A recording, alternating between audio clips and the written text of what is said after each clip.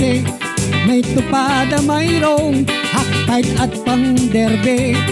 At ang gustong sabong ni paring Tulume, ang panggabing sabong kalaban ay babae. Iba-ibang forma ang mga pumupusta, mayroong pangyamado sa pusta kumakasa. At ang iba naman laging dehadista, at mayroong ding pumupusta na walang pera. Sabungero, mga sabungero, mga kapwa Pinoy, kumusta na kayo? Sabungera, mga sabungero, ang tanong sa inyo ng mga kagrupo, kung may lakas ka ba? Ang manok ni San Pedro, nung ako'y lumaban doon sa Pampanga, ang dala kong manok ay sabik sa gera.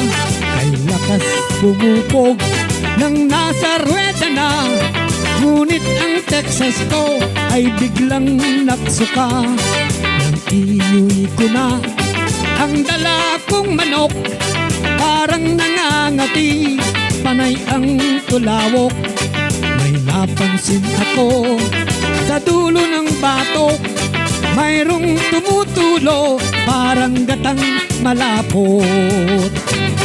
Ngunit ngayon ang naging problema, ang mga sabungan ay sarado muna.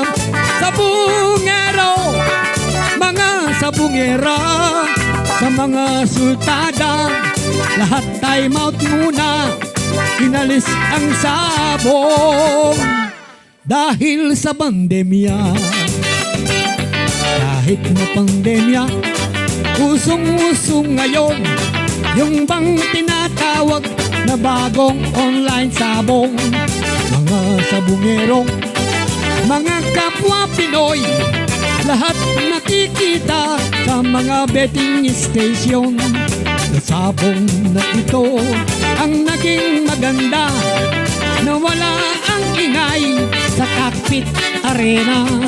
At di maiinip sa inyong pagpusta, dahil tuloy-tuloy ang mga sultada.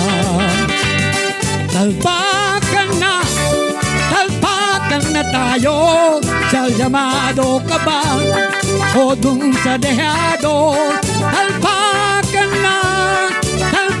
na tayo, sa mayroong sa wala, saan ang pusta mo?